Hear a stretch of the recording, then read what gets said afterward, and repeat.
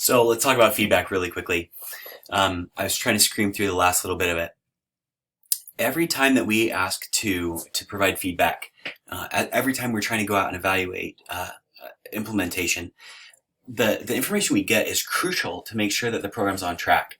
So like we talked about with grants, they'll often have a feedback component we call program evaluation, but they may have standards about like every 3 months, every 6 months, at least every year, but most often it's more every quarter. They're requiring reports about a number of people served, how the money's being spent, all sorts of ways to track and to determine whether or not they're going to continue on with some of the federal grant programs or implementing some policy. So managers have a pretty significant ability to identify how they want these things to be measured right up front when they're applying for grants, but also as we're designing systems to make sure that program or policy is going forward. I've talked a lot about grants, but it doesn't have to be that way. For example, lots of police departments, lots of utility departments have constant monitoring to make sure that they're providing clean water, or that they're not enforcing crimes in a certain area disproportionately, or that they're making sure that they're tracking all their officers properly. So another way that we use feedback is like video recordings and officer interactions and citizen engagement questionnaires. And there's so many different ways that we're gathering information. How do we understand that information? How do we use that to respond?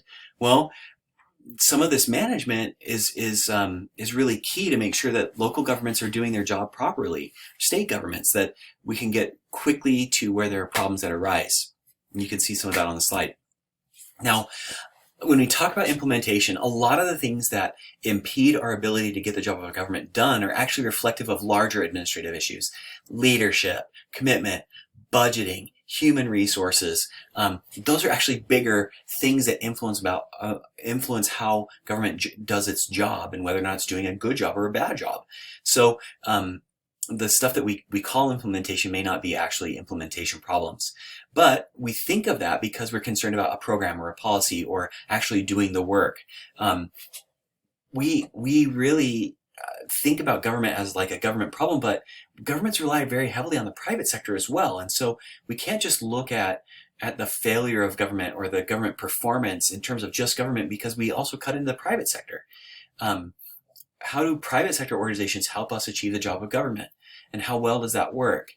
And a part of that is that we have an increasingly complex system of how we provide goods and services to our people. So it might take federal money that has federal rules and mandates that come to the state, and the state takes that federal money, they mix it with state money, or they add to it with state money.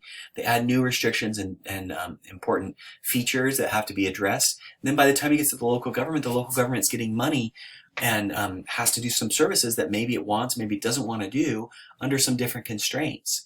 So local government performance may be tied to something that's happening at the federal level, or federal government performance may be tied to how well the local project partners are working.